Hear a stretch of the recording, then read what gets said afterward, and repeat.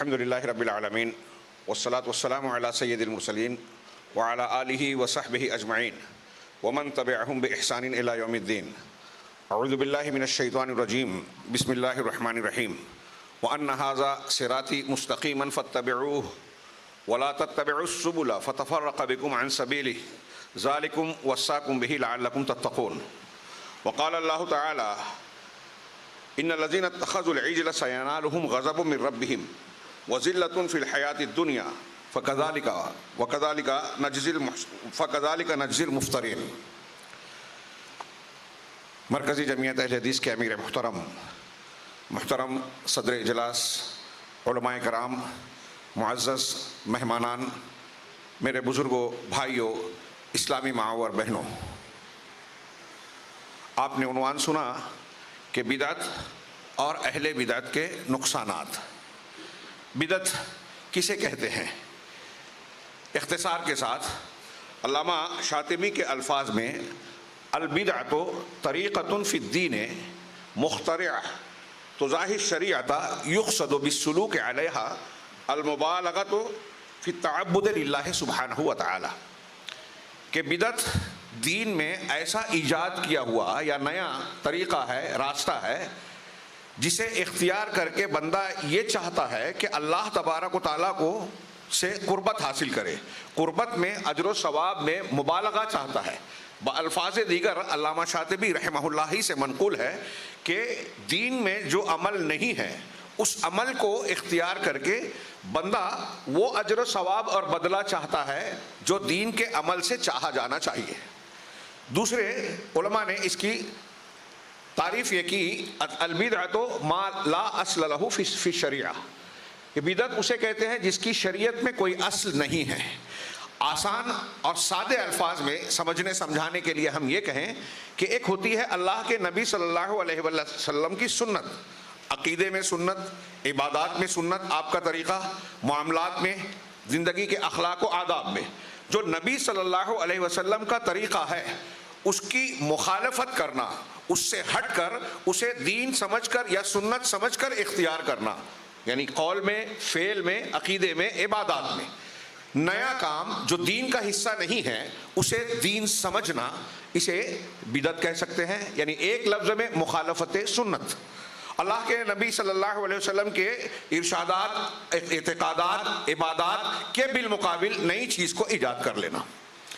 اس کی عام طور سے اہل علم مثال دیتے ہیں کہ ہمارے یہاں جیسے ہندوستان کی ایک کرنسی ہے، روپیہ پیسہ نوٹ جس کو ہم کہتے ہیں، کرنسی ہے. اگر کوئی شخص اس سے ملتی جلتی اس کے جیسی دکھائی دے جانے والی کوئی نوٹ یا کرنسی بنا لے اور اسے بازار میں، مارکیٹ میں اسے استعمال کرنے کی کوشش کرے تو وہ نوٹ اصلی نوٹ کی طرح چاہے دکھتی ہو، لیکن اگر آدمی پکڑا گیا کہ یہ جعلی اور نقلی کرنسی ہے تو اس کے نتیجے میں حکومت یا قانون کون سی کارروائی کرے گا؟ اسے کیا سمجھا جائے گا؟ کیا اس نقلی نوٹ کے ذریعے سے اسے وہ سودا سلف اور چیزیں حاصل ہو سکتی ہیں جو اصلی کرنسی سے حاصل ہوتی ہے؟ ظاہر سی بات ہے کہ نہیں، بلکہ وہ انتہائی سنگین اور شدید جرم مانا جائے گا، آدمی گرفتار کر لیا جائے گا. تو بدعت بھی دین میں نقلی نوٹ کی طرح ہے کہ آدمی اسے دین سمجھ کر رہا ہے اور سمجھتا ہے کہ اس سے اجر و ثواب ملے گا، لیکن اس کے نقصان ہی نقصان ہوتے ہیں. اس کے نقصانات کا جہاں تک تعلق ہے تو اجمالی طور سے علامہ ابن تیمیہ رحمہ اللہ کے الفاظ میں یا آپ کی تعبیر میں ہم کہہ سکتے ہیں، انہوں نے کہا کہ دنیا اور آخرت میں ایک مومن بندے کے لیے جتنی مصیبتیں، بلائیں، آفتیں آتی ہیں، آ سکتی ہیں، ان سب کی بنیادی وجہ ہے مخالفت رسول اللہ صلی اللہ علیہ وسلم کی مخالفت. اور بدعت اللہ کے رسول صلی اللہ علیہ وسلم کی مخالفت ہی ہے. ما انا علیہ، جس پر میں ہوں اور میرے صحابہ ہیں، جس پر میں ہوں اللہ کے رسول ہے، وہ سنت ہے اور وہ نجات کا راستہ ہے، جنت کا راستہ ہے. اور آپ کے راستے سے ہٹنا یہ جہنم کا راستہ ہے. تو علامہ ابن تیمیہ رحمہ اللہ کا یہ قول اجمالی طور سے ساری باتوں کو سمیٹ لیتا ہے کہ دنیا میں اور آخرت میں بھی جتنی بلائیں، جتنی مصیبتیں، جتنی پریشانیاں انسان کو لاحق ہوگی، ان کی بنیادی وجہ مخالفت رسول ہے. ہم قرآن و سنت کی روشنی میں چند بنیادی قسم کے نقصانات پر غور کریں. اللہ تبارک و تعالیٰ کا ارشاد ہے جیسے کہ میں نے ابھی پڑھا وَأَنَّ هَذَا صِرَاطِي مُسْتَقِيمًا فَاتَّبِعُوهُ، یہ میرا سیدھا راستہ ہے، اسی کی اتباع کیجئے، اسی کی پیروی کیجئے. میرا سیدھا راستہ، نبی کا راستہ جو ہے اللہ کا بتایا ہوا، نبی کا اختیار کیا ہوا اور تعلیم دی ہوئی، یہ نبی کا راستہ ہے، تو اسی کی اتباع کیجئے۔ یہ بائنڈنگ ہے، پابندی ہے، اس سے ہٹا نہیں جا سکتا۔ جو کرنسی گورنمنٹ نے جاری کی ہے وہی کرنسی چلے گی۔ اللہ تعالیٰ نے دین کو آسمان سے اتارا، نبی کو مبعوث کیا۔ بدعت اور اہل بدعت اس کے خلاف یہ جرأت ہے کہ اللہ نے جسے دین بنایا ہم اس کے مقابلے میں کوئی چیز بنا رہے ہیں اور اسے دین بنا رہے ہیں۔ تو اللہ کا آسمان سے شریعت کا، قرآن کا، کتاب کا اتارنا، نبی کا مبعوث کرنا اور اس بات کا پابند کرنا، اتبعوا ما انزل الیکم من ربکم، کہ جو کچھ آسمان سے رب کی جانب سے نازل کیا گیا صرف اسی کی اتباع کرو۔ بدعتی اس کا رد کر رہا ہے کہ اس کے علاوہ بھی میں کچھ چیزیں مان لوں گا، دین سمجھوں گا اور اللہ تبارک و تعالیٰ کے جناب میں پیش کروں گا، گویا وہ اس سے تقرب چاہ رہا ہے۔ اللہ نے کہا جو اتارا اسی کو مانو، اور اسی کے بارے میں کہا جا رہا ہے کہ آپ اعلان کر دیجئے لوگوں میں کہ یہ میرا سیدھا راستہ ہے، یعنی یہ سنت ہے، فاتبعوہ، اسی کی اتباع کیجئے، ولا تتبعوا السبل، اور السبل کی پیروی مت کیجئے۔ اگر موضوع کے اعتبار سے سمجھانے کے لیے میں کہوں کہ آیت کا ترجمہ یہ کیجئے کہ میری سنت کو اختیار کیجئے، بدعات کو چھوڑ دیجئے، غلط نہیں ہے۔ نبی کے طریقے کو اختیار کیجئے اور نبی کے طریقے سے ہٹا ہوئے جتنے طریقے ہیں، جتنے مکاتب فکر ہیں، جتنے مسلک ہیں، اللہ تعالیٰ صاف صاف کہہ رہا ہے کہ اس کی اتباع نہ کرو، اس کی اتباع نہ کرو۔ کتنی واضح تعلیم ہے۔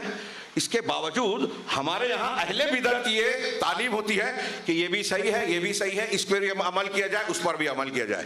اس میں اختلاف کی کیا حیثیت ہے اور اتحاد کی کیا گنجائشیں ہیں، ابھی اپنے پچھلے خطاب میں بہت اچھے انداز میں سنا۔ تو اللہ تبارک و تعالیٰ نے آپ کو اور ہم کو منہج یا عمل کے لیے جو اصول ضابطہ دیا ہے، بالکل صاف صاف کہا کہ اس کی اتباع کیجئے، یعنی سنت کی، ولا تتبعوا السبل، اور دوسرے راستوں کی اتباع مت کیجیے۔ اس کا ایک نقصان یہاں اسی آیت کریمہ میں بتایا گیا، فتفرق بکم عن سبیلہ، اگر ایسا کرو گے تو اللہ کے رسول یا اللہ کے راستے سے وہ تم کو جدا کر دے گا۔ بدعات کا بڑا دنیاوی ایک نقصان یہ ہے اور شرعی بھی کہ آدمی جادہ حق سے، جماعت حقہ سے ہٹ کر نیا فرقہ بن جاتا ہے۔ کل یہ بحث چھڑی تھی کہ فرقہ کیسے بنتا ہے۔ صراط مستقیم نبی صلی اللہ علیہ وسلم کا دین ایک راستہ ہے، ایک دین ہے، اس سے جہاں کسی نے اصول کے اعتبار سے علیحدگی اختیار کی، بدعت اختیار کی، وہ اتنا جتنا اس نے بدعت اختیار کی اصل راستے سے ہٹ گیا، اس نے فرقہ بنا لیا۔ اور اللہ تبارک و تعالیٰ نے دوسری آیت میں کہا، ان الذین فرقوا دینہم وکانوا شیعا لست منہم فی شیء، جن لوگوں نے اپنے دین کو ٹکڑوں میں بانٹ لیا، الگ الگ ہو گئے، تفریقہ اختیار کر لیا، آپ کا ان سے کوئی تعلق نہیں ہے، آپ کا ان کا راستہ الگ الگ ہے۔ یعنی بدعتی نیا راستہ جب اختیار کرتا ہے سنت سے ہٹ کے، تو نبی سے اختلاف کرتا ہے، جماعت مسلمین سے ہٹتا ہے، اتحاد و اتفاق کو پارا پارا کرتا ہے۔ بدعت کا یہ نقصان اس آیت کریمہ سے بہت واضح اور موٹے انداز میں معلوم پڑتا ہے۔ اسی طریقے سے جو میں نے دوسری آیت پڑھی تھی، اللہ تبارک و تعالیٰ کا ارشاد ہے، ان الذین اتخذوا العجل سینالہم غضب من ربہم، جن لوگوں نے بچڑے کو اختیار کیا، گوشالہ پرستی کی، گائے کی پوجا یا بیل کی پوجا کی، ان لوگوں نے بیل پوجا تھا، ہمارے یہاں گائے پوجی جاتی ہے، تو سینالہم غضب من ربہم، انہیں عنقریب اپنے پروردگار کے غضب کا سامنا کرنا پڑے گا۔ اہل تفسیر نے کہا کہ اس کے جواب میں بنی اسرائیل کو سورہ بقرہ میں ذکر ہے، فتوبوا الی بارئکم، تو اس میں اپنے ہاتھوں سے ایک دوسرے کو قتل کرنے کا حکم دیا، یہ اللہ کے غضب کا نتیجہ تھا۔ اور پھر آگے اللہ نے کہا وذلۃ فی الحیاۃ الدنیا، کہ انہیں اللہ کا غضب، رب کا غضب ملے گا اور دنیا کی زندگی میں ذلت، دنیا کی زندگی میں ذلت کا سامنا کرنا ہوگا۔ فکذالک نجزی المحسنین، اسی طرح ہم نجزی المفترین، افترا کرنے والوں کو، یعنی جو اللہ تبارک و تعالیٰ پر کوئی جھوٹ باندھتے ہیں، بدعات کا ارتکاب کرتے ہیں، بدعات کو ایجاد کرتے ہیں، ایسا ہی ہم بدلہ دیتے ہیں۔ اس کی تفسیر میں علامہ ابن کثیر کی تفسیر پڑھیے، سلف کے کئی اقوال نقل کیے۔ علامہ سفیان رحمہ اللہ کہتے ہیں، امام سفیان رحمہ اللہ، کہ کل مبتدع ذلیل، ہر بدعتی ذلیل ہے۔ ہاں، امام حسن بصری اور دوسرے کہتے ہیں کہ قیامت تک کے لیے ان کے لیے ذلت طے ہے۔ مسلمانوں کی موجودہ صورتحال میں ذلت و انحطاط کا جو پہلو نظر آتا ہے، اسے اس تناظر میں قرآن کے معیار پر پرکھیے۔ ہاں وجعل الذل والصغار علی من خالف امری، حدیث کا ایک ٹکڑا ہے کہ جو میری سنت کی، میرے حکم کی مخالفت کرے گا اس کے لیے ذلت اور خواری لکھ دی جائے گی۔ علامہ ابن تیمیہ کے قول کو، دنیا اور آخرت کی ہر برائی، ہر پریشانی، اس کی بنیاد مخالفت رسول ہے۔ ہاں اللہ کے رسول صلی اللہ علیہ وسلم کی مخالفت کرنا اور بدعت اللہ کے رسول صلی اللہ علیہ وسلم کی مخالفت ہے۔ یہاں ایک وضاحت جو شروع میں ضروری تھی یہ بھی کر دوں کہ بدعت کے الگ الگ درجات ہیں۔ کچھ بدعات ایسی ہیں جو کفر اور شرک کا درجہ رکھتی ہیں، مثال کے طور پہ قبروں کا طواف کرنا، ان کو چومنا چاٹنا، ان کے نام کی نظر و نیاز کرنا، اس کے صاحب قبور سے استغاثہ، استعاذہ، دعا کرنا، ان سے امیدیں رکھنا، ان سے اللہ کی طرح ڈر اور خوف رکھنا، ان پر توکل کرنا اللہ کی طرح۔ دوسرے لفظوں میں اگر یہ کہوں کہ جتنے شرک ہیں سب بدعت ہے، جتنے شرک ہیں، شرک اکبر ہو شرک اصغر ہو، سب بدعت ہے، کیونکہ ان کو دین سمجھ کے کیا جاتا ہے۔ کچھ ایسی بدعات ہیں جو شرک نہیں ہے لیکن شرک کا وسیلہ اور ذریعہ بنتے ہیں، جیسے قبروں پر مسجد بنانا، وہاں کوئی چیز تعمیر کرنا، وہاں جا کر اللہ کے لیے نماز پڑھنا، اگر اس کے لیے پڑھی جائے تو یہ شرک اکبر ہوگا، یہ وسیلہ شرک ہے، اس پر نماز اللہ کے لیے پڑھنا، اللہ کے لیے عبادت کرنا۔ کچھ بدعات ایسی ہیں جو عقیدے میں فسق و فجور ہے، ہاں جیسے بہت سارے اسماء و صفات کے بارے میں انحرافات ہیں، اور وہ تو شرک اکبر اور کفر اکبر ہے جس میں اللہ کے اسماء و صفات کا صراحتاً انکار ہے، جیسے وحدت الوجود والا عقیدہ ہے۔ وہ ایسی بدعات ہمارے یہاں آج بہت سارے لوگ اختیار کرتے ہیں، اور اس کے ایک مفاد یا ضرورت یہ ہے کہ ہم اس مقام کو سمجھنے کے بعد یہ غور کریں کہ کون اصحاب بدعت ہیں، ان سے تعلق نہ رکھیں، اور دین کا ان سے سیکھنا اور لینا تو بہت دور کی بات ہے۔ ہمارے سلف کے اقوال اگر جمع کیے جائے تو موٹی کتاب تیار ہو جائے گی کہ اہل بدعت سے دور رہا جائے، ان کی مجلسوں میں شرکت نہ کی جائے، ان سے دین سیکھنا تو بہت دور کی بات ہے، ان کی باتوں کو نہ سنا جائے، ظاہری طور پر اگر وہ متقی پرہیزگار نظر بھی آتے ہیں تو دھوکہ نہ کھایا جائے۔ خوارج کی نماز، ان کی تلاوت، ان کا روزہ بہت اچھا ہوگا، اللہ کے رسول نے فرمایا، صحابہ سے کہا تم سے بہتر ہوگا، تم اپنے اعمال کو حقیر سمجھو گے، لیکن وہ دین سے نکل جائیں گے ایسے جیسے تیر شکار کو چھید کر نکل جاتا ہے، اور مل جائے تو ان کو مار دینا۔ ہمارے یہاں لوگ لائک کر رہے ہیں، فارورڈ کر رہے ہیں ان کی تقریروں کو، ایسے بدعتیوں کو، ایسے خوارج کو۔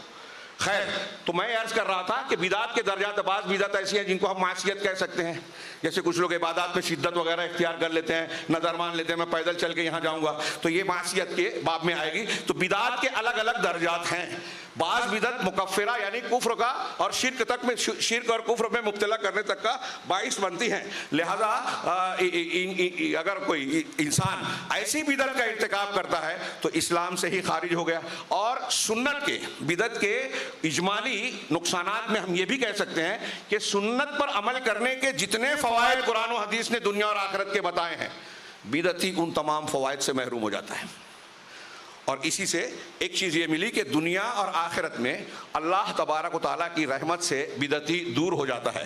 حوض کوثر کے بارے میں ہے کہ بعض امتیوں میں کو امت محمدیہ کا نشان دیکھ کر اللہ کے نبی صلی اللہ علیہ وسلم انہیں جام کوثر پلانا چاہیں گے، فرشتے ان کو بھگائیں گے، اللہ کے رسول صلی اللہ علیہ وسلم ان سے کہیں گے کہ یہ تو میری امت کے لوگ ہیں، تو جواب ملے گا کہ لا تدری ما احدثوا بعدک، اے رسول صلی اللہ علیہ وسلم آپ نہیں جانتے کہ آپ کے بعد انہوں نے کون سی بدعتیں ایجاد کر دی تھی، دین میں کون سی چیزیں نئی نئی بنا لی تھی۔ تو اللہ کے نبی صلی اللہ علیہ وسلم کیا کہیں گے؟ سحقن سحقن لمن غیر بعدی، دوری ہو ان لوگوں کے لیے جنہوں نے میرے بعد تبدیلی کی۔ بدعتی سے اللہ کے رسول صلی اللہ علیہ وسلم میدان محشر میں بھی دامن چھڑائیں گے، دور کریں گے، اور یہ کہتے ہیں کہ ہم دامن نہیں چھوڑیں گے، اللہ کے رسول صلی اللہ علیہ وسلم خود جو ہے آپ ان کو دور کریں گے۔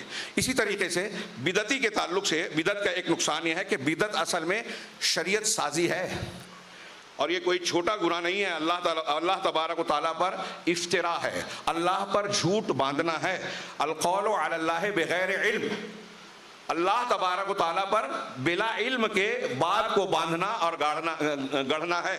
اللہ تبارک و تعالیٰ نے قرآن میں کہا وَلَا تَقُولُوا لِمَا تَصِفُوا أَلْسِنَتُكُمُ الْكَذِبَ هَذَا حَلَالٌ وَهَذَا حَرَامٌ لِتَفْتَرُوا عَلَى اللَّهِ الْكَذِبَ، کہ اپنی زبان سے جو بیان کرتے ہو اس تناظر میں، اس انداز میں تم یہ نہ کہو کہ یہ حلال ہے یہ حرام ہے، بغیر علم کے، بغیر دلیل کے، تاکہ اللہ پر جھوٹ باندھو۔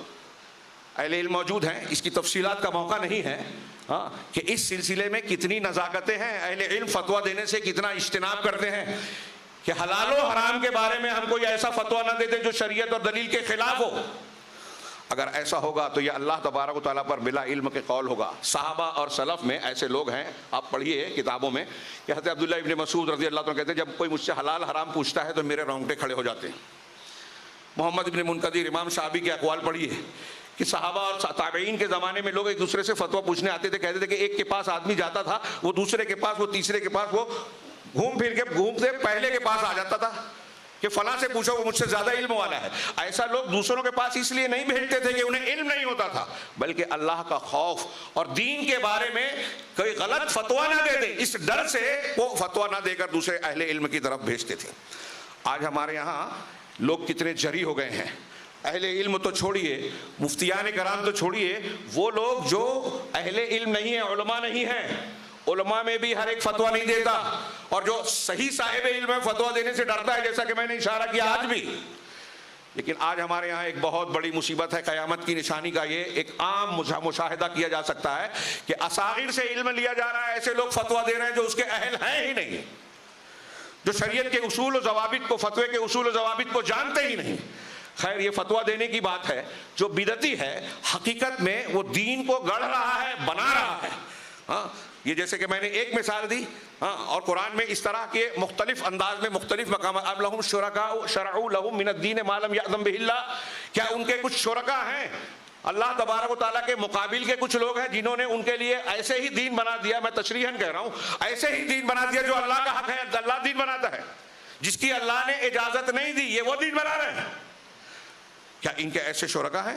اگر آپ اور ہم کسی آدمی کے بنائے ہوئے دین کو, حلال و حرام کو قبول کرتے ہیں اللہ اور رسول سے ہٹ کر, تو ہم اور آپ اسے شریعت ساز مان رہے ہیں, اسے اللہ کا حق دے رہے ہیں. اتخذوا احبارهم ورهبانهم اربابا من دون اللہ کی جو ناجائز تقلید کے متعلق آپ سنتے اور بیان کرتے رہتے ہیں, یہ تقلید کا وہ درجہ ہے جو شرک اور تقلید کے بھی درجات ہیں.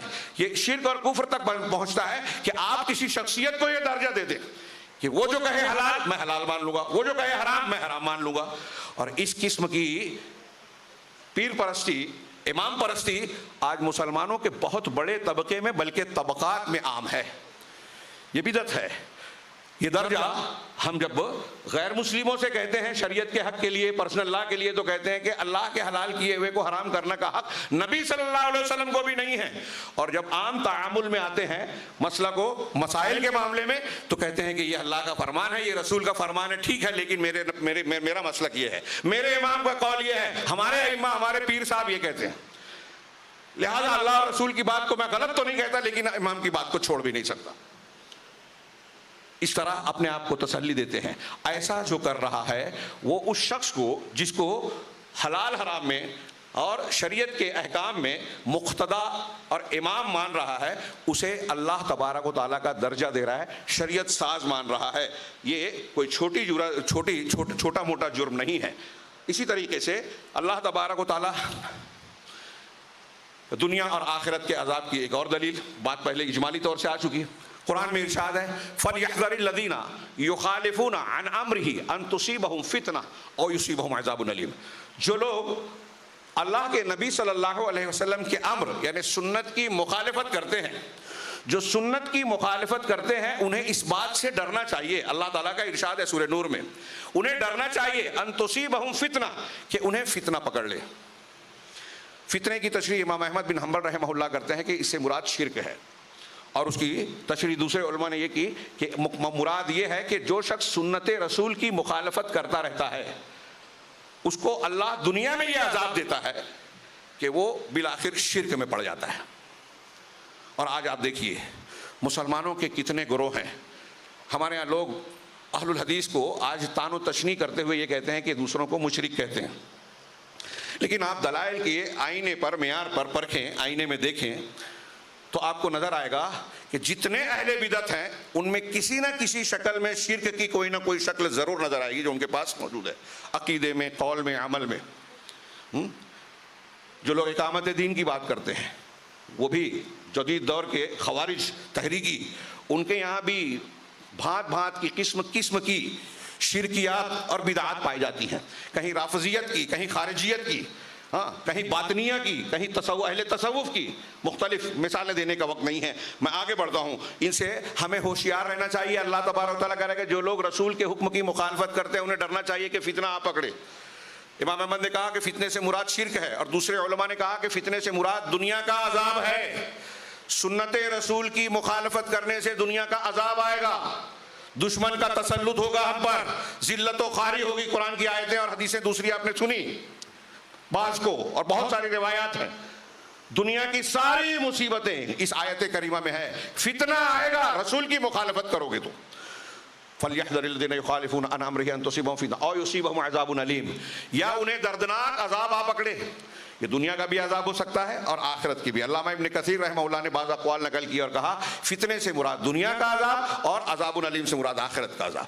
دنیا میں بھی عذاب، آخرت میں بھی عذاب، یہی ایک بات کافی ہے بدعت کے نقصان کے لیے اور اہل بدعت سے پلہ جھاڑنے کے تعلیم کے لیے۔ ایک اور کہ بدعتی کے تعلق سے اللہ تعالیٰ اللہ کے نبی صلی اللہ علیہ وسلم کا ارشاد ہے، یہ ابن ابی عاصم نے سنہ میں نقل کیا ہے اور اس کو حسن روایت کہا گیا۔ اللہ کے رسول صلی اللہ علیہ وسلم فرمایا ان اللہ احتجز التوبۃ عن صاحب کل بدعہ، اللہ تبارک و تعالیٰ نے ہر بدعتی سے توبہ کو روک لیا ہے یا اس کے آڑ پیدا کر دیا ہے۔ جو بدعت کرتا ہے اس کی توبہ قبول نہیں ہوتی، ایک معنی یہ۔ بلکہ امام سفیان ابن عیینہ رحمہ اللہ کا مشہور قول ہے، وہ کہتے ہیں کہ البدعۃ لا یتاب منہا، بدعت سے توبہ نہیں کی جاتی۔ کیوں بدعت سے توبہ کیوں نہیں کی جاتی؟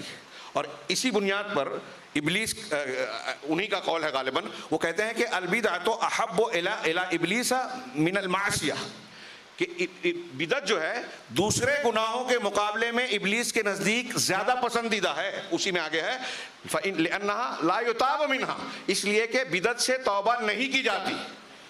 ایک آدمی چوری کر رہا ہے، زنا کا ارتکاب کر لیا، غیبت چغلی اور ایسے گناہ کا ارتکاب کرتا ہے جس کا گناہ ہونا واضح ہے، اسے آپ سمجھائیں، اسے خود بھی اس بات کا احساس ہوتا ہے کہ میں غلط کام کر رہا ہوں، گناہ کا ارتکاب کر رہا ہوں۔ یہ احساس ضمیر کے کچوکے اسے توبہ پر ابھار سکتا ہے۔ کسی کی نصیحت اور واعظ وعید اسے اس بات پر ابھار سکتی ہے کہ مجھے اپنے غلط کام سے، گناہ سے باز آ جانا چاہیے۔ لیکن جب ایک بدعتی بدعت کا ارتکاب کرتا ہے، اسے اختیار کرتا ہے، تو وہ اسے دین سمجھتا ہے۔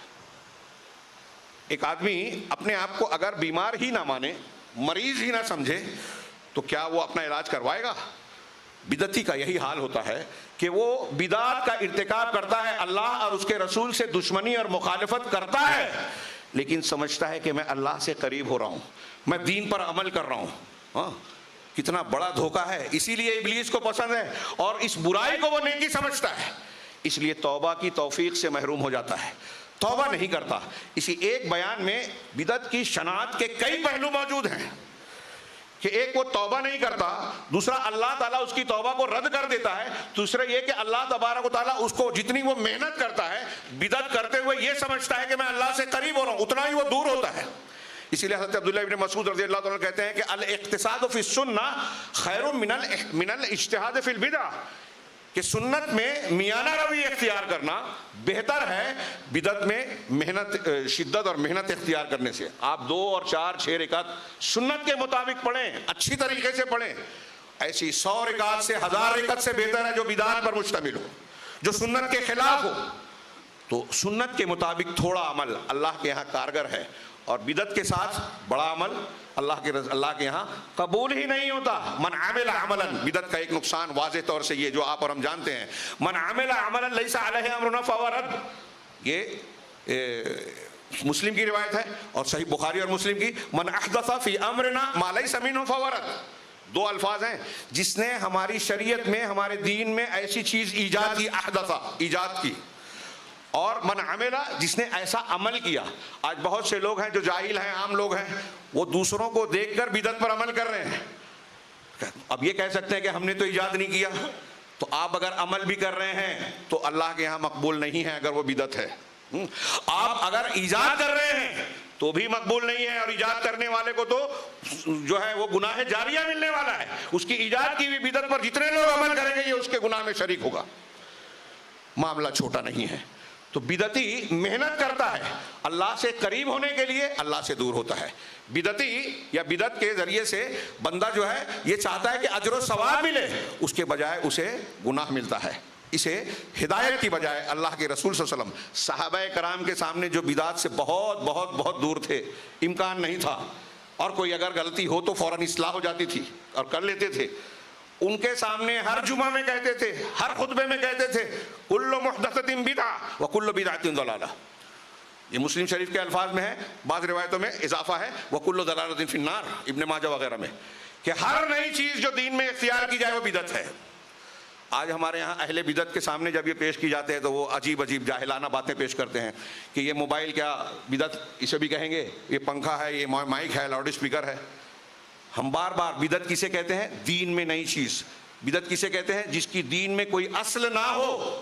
کہتے ہیں قرآن مصحف تیار ہوا، اعراب لگایا گیا تو یہ بدعت ہے، یہ نئی چیز ہے. جی نہیں. کیا اللہ کے نبی صلی اللہ علیہ وسلم اور صحابہ کرام جو قرآن کی تلاوت کرتے تھے وہ بغیر اعراب کے ہوتی تھی یا بغیر اس کے ادائیگی اور تجوید کے اصول و ضوابط کے خلاف ہوتی تھی؟ انہی کو منضبط کر دیا گیا. الدین والنصیحہ کے تحت قرآن کے لیے، کتاب کے لیے خیر خواہی ہے. تو اس قسم کے ہیلے بہانوں کے ذریعے سے، انتہائی کمزور قسم کی باتوں کے ذریعے سے بدعت کا جواز پیدا کیا جاتا ہے، اور بہت بڑے اصحاب جبہ و دستار اور بڑے بڑے ناموں سے یہ منسوب کیا جاتا ہے کہ فلاں کام کیا جائے تو یہ بدعت حسنہ ہے. میں نے ایک قول پڑھا کہ امداد اللہ مہاجر مکی صاحب کہتے ہیں، جو دیوبندی اور بریلوی حضرات کے یہاں دونوں کے یہاں مشترک طور پر جو ہے محترم شخصیت مانے جاتے ہیں، پیر مانے جاتے ہیں. وہ کہتے ہیں کہ اگر دین میں کوئی نئی چیز استحباب کے نظریے سے کی جائے، اسے سنت یا فرض واجب نہ مانا جائے بلکہ مستحب مانا جائے، تو مستحب سمجھ کر اگر کوئی چیز نہیں کی جائے تو وہ بدعت نہیں ہے.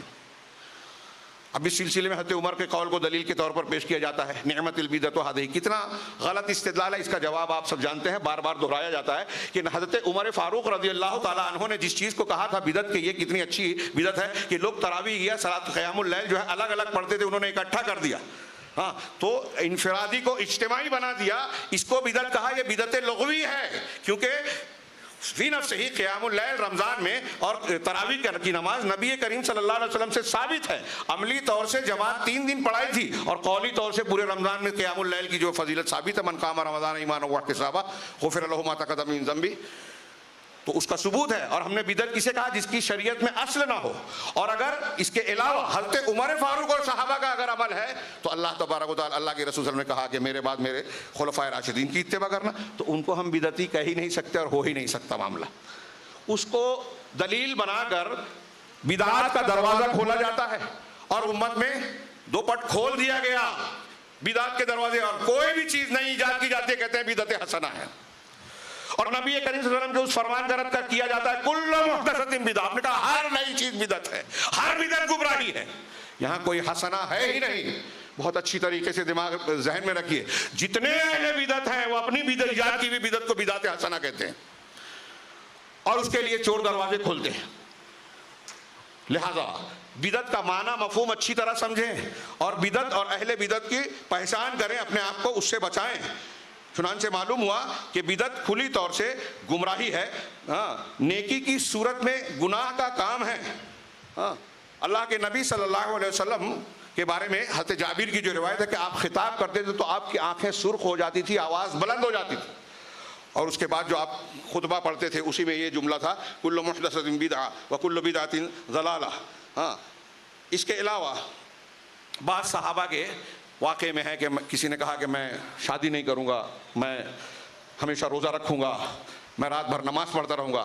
واقعہ صحیح ہے ان کی، میں آپ نے پڑھا ہے، بارہا سنا ہے. اللہ کے نبی صلی اللہ علیہ وسلم کو پتہ چلا، آپ نے بتایا آ کے کہ یہ میرا طریقہ نہیں ہے، میں شادی بھی کرتا ہوں، عورتوں کے حقوق بھی ادا کرتا ہوں، رات کو نمازیں بھی پڑھتا ہوں، روزہ رکھتا بھی ہوں، بغیر روزہ کے بھی رہتا ہوں، یہ ہے میری سنت اور میرا طریقہ. فمن رغب عن سنتی فلیس منی. یہاں میں اس واقعے کو جو آپ جانتے ہیں ذکر کر کے ایک اور نقطے کی طرف اشارہ کرنا چاہتا ہوں کہ جن صحابہ کرام نے یہ کہا تھا، اللہ کے رسول کا تو یہ درجہ ہے، آپ بخشائے ہیں، آپ کا یہ مقام اور مرتبہ ہے، پھر بھی آپ اتنی محنت کرتے ہیں، عبادت و ریاضت کرتے ہیں، ہمارا کیا مقام، کیا حیثیت. آپ سوچئے کہ ان باتوں کے تحت انہوں نے جو ٹھان لی تھی کہ میں کبھی سوؤں گا نہیں، رات میں جاگ کر نماز ہی پڑھتا رہوں گا، میں شادی نہیں کروں گا، میں یہ نہیں کروں گا، تو ان کا مقصد کیا تھا؟ کیا ان کی نیت میں کھوٹ تھا؟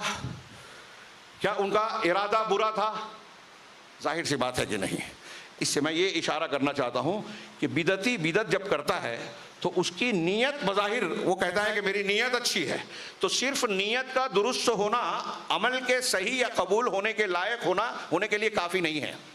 آپ نے قبولیت اعمال کے دو شرطیں بنیادی سنی اور پڑھی ہے، ایک میں اخلاص نیت ہو، نیت کا صحیح ہونا، اور دوسرا یہ کہ نبی کریم صلی اللہ علیہ وسلم کی سنت کے موافق ہو، متابعت رسول ہونی چاہیے۔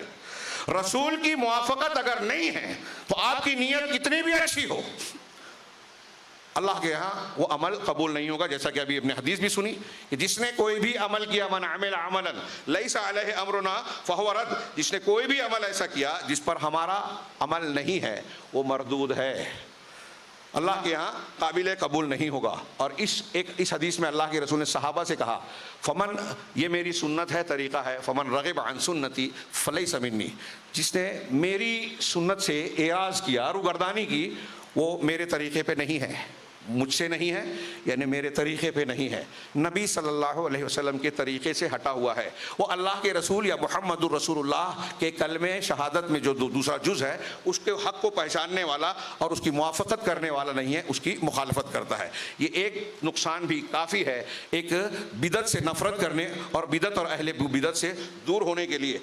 بدعت کا بہت بڑا نقصان ہے جو میں نے پہلے نمبر پر بیان کیا کہ اس سے فرقہ بندی، حزبیت اور اختلاف مذموم پیدا ہوتا ہے۔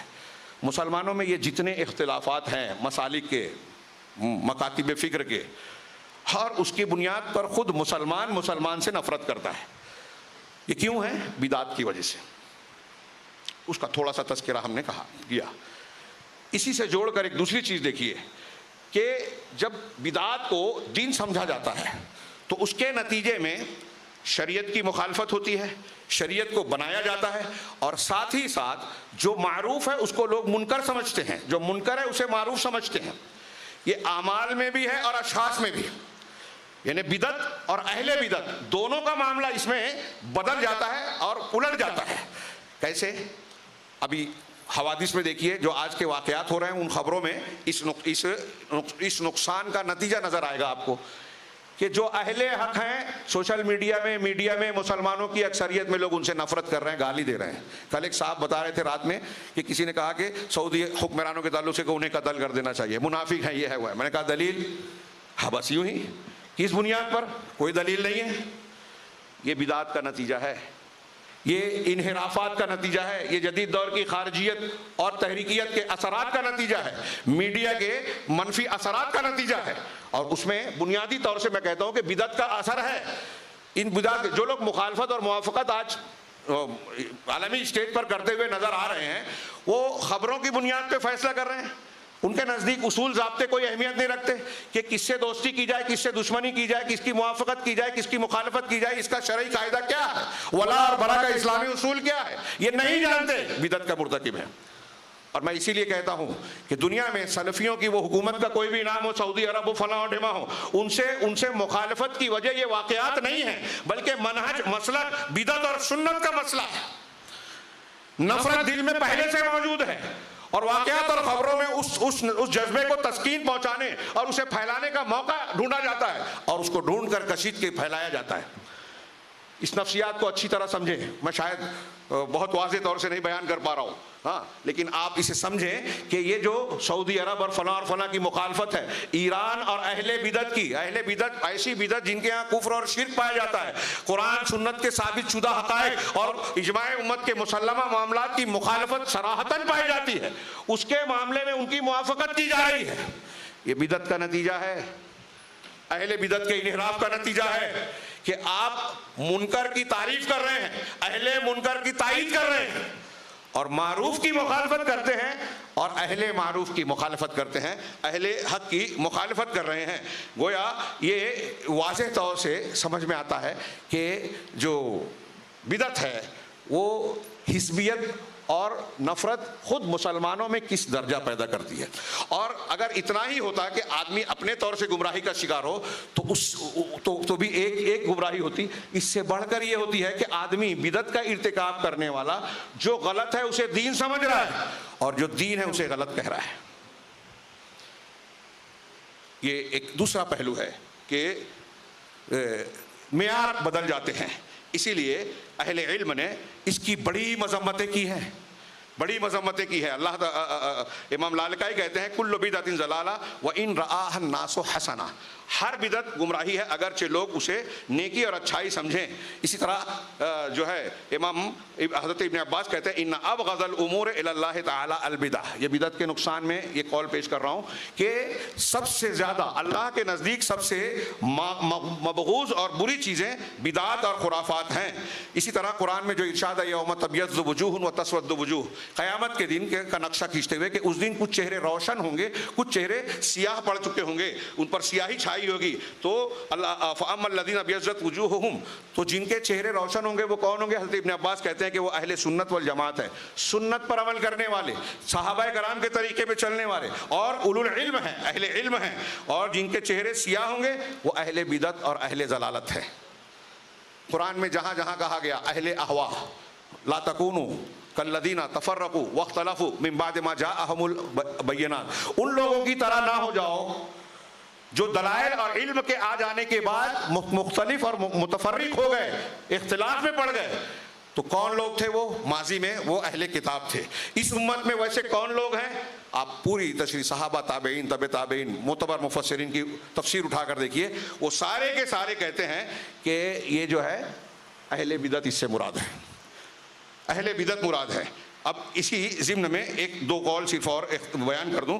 امام ماجشون، امام مالک رحمہ اللہ کے شاگرد، وہ کہتے ہیں کہ امام مالک کا کہنا ہے من ابتدع فی الاسلام بدعہ یراھا حسنہ، جو شخص دین میں کوئی نئی چیز کو ایجاد کرتا ہے اور اسے نیکی اور اچھا سمجھتا ہے، فقط زعم ان محمدا صلی اللہ علیہ وسلم خان الرسالہ، تو وہ ایسا دعویٰ کر رہا ہے، وہ ایسا دعویٰ کرتا ہے کہ محمد صلی اللہ علیہ وسلم نے رسالت کے پہنچانے میں، تبلیغ رسالت میں خیانت کی. اس لیے کہ اللہ تعالیٰ کا فرمان ہے الیوم اکملت لکم دینکم واتممت علیکم نعمتی ورضیت لکم الاسلام دینا. امام مالک کے اس قول کو پیش کر کے میں نے بدعت کے دو تین بڑے بڑے نقصانات کی طرف اشارہ کیا ہے کہ جو بدعت ارتکاب کر رہا ہے وہ اللہ کے نبی پر الزام لگا رہا ہے. ایک بات مطلب یہ ہوا کہ نبی کا پیش کیا ہوا دین مکمل ہے، اس میں کوئی کمی بیشی کی گنجائش بالکل نہیں ہے. بدعتی دین میں اضافہ کر رہا ہے، دین میں تبدیلی کر رہا ہے، ایک بات. اور وہ اللہ تعالیٰ کے اس ارشاد کو بھی نہیں مان رہا ہے جو امام مالک نے دلیل کے طور پر اپنی پیش کیا کہ الیوم اکملت لکم دینکم، آج کے دن میں نے تمہارے لیے تمہارے دین کو مکمل کیا. مکمل کسے کہتے ہیں؟ جس میں کمی بیشی کی گنجائش نہ ہو. بدعتی کہہ رہا ہے کہ یہ مکمل نہیں ہے. اور امام مالک نے بعض اقوال میں یہ بھی اضافہ ہے، وہ کہتے ہیں کہ جو صحابہ اور اللہ کے رسول صلی اللہ علیہ وسلم کے زمانے میں دین تھا آج بھی وہی دین ہے. آج کچھ لوگ کہتے ہیں کہ وہ پرانے زمانے کا دین تھا، اب نئے دین میں. رات میں یہاں تک کہا ایک صاحب یہ کہتے ہیں کہ اس زمانے کے محدثین نے جو حدیثیں جمع کی تھی وہ پرانے زمانے کے اعتبار سے تھی، نئے زمانے میں وہ نہیں چلے گی. تو میں نے کہا نئے زمانے کے لیے اللہ تعالیٰ نے کوئی دین اتارا ہے تو آپ بیان کیجیے. کتنی بڑی جرت اور جسارت ہے، ان کو کہنے والوں کو محسوس بھی نہیں ہوتا کہ وہ کتنی بڑی جہالت اور کتنی بڑی جرت کا ارتکاب کر رہے ہیں. اللہ کا یہ دین قیامت تک کے لیے اور قیامت تک آنے والے سارے مسائل کا حل اس میں موجود ہے، آپ کو نہیں معلوم ہے. اہل علم سے پوچھئے.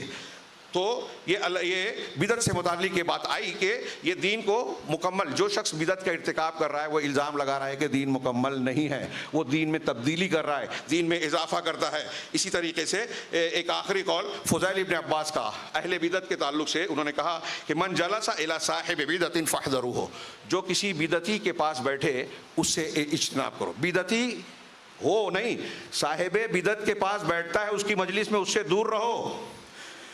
امام احمد کے بارے میں محاسبی ایک بدعتی تھا، جہمیت کا قول تھا اس کے ہاں، اس کے بارے میں کہا بڑا متقی پرہیزگار ہے، اس کے اندر زہد و تقوی، نرمی بالکل واضح ہے، تو اس کی مجلس میں جانا تو کیا.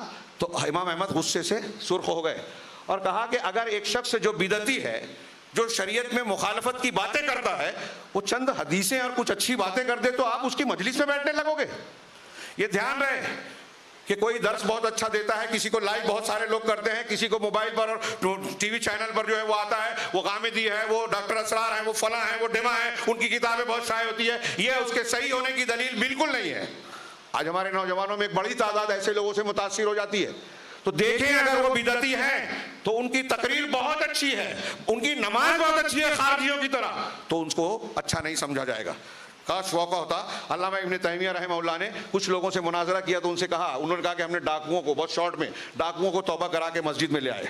تو علامہ ابن تیمیہ کہا کہ مسجد میں آنے کے بعد, دین اختیار کے بعد وہ کیا کرتے ہیں, یہی جو تم اختیار کیے وہ بدعت اور عمل یہ اختیار کرتے ہیں. میں اپنے الفاظ میں کہہ رہا ہوں, انہوں نے بدعت نہیں کہا وہاں, بعد میں کہا کہ یہ جو تم اختیار کرتے ہو بدعت ہے, کہا یہی کرتے ہیں. تو علامہ ابن تیمیہ نے کہا کہ وہ جو ڈکیتی کرتے تھے, ڈاکہ زنی کرتے تھے, اس وقت تو وہ آج کے دین پر جو عمل کر رہے ہیں اس سے زیادہ اچھے تھے, کیونکہ ڈاکہ زنی اس گناہ سے چھوٹا گناہ ہے, اس سے وہ توبہ کر سکتے تھے.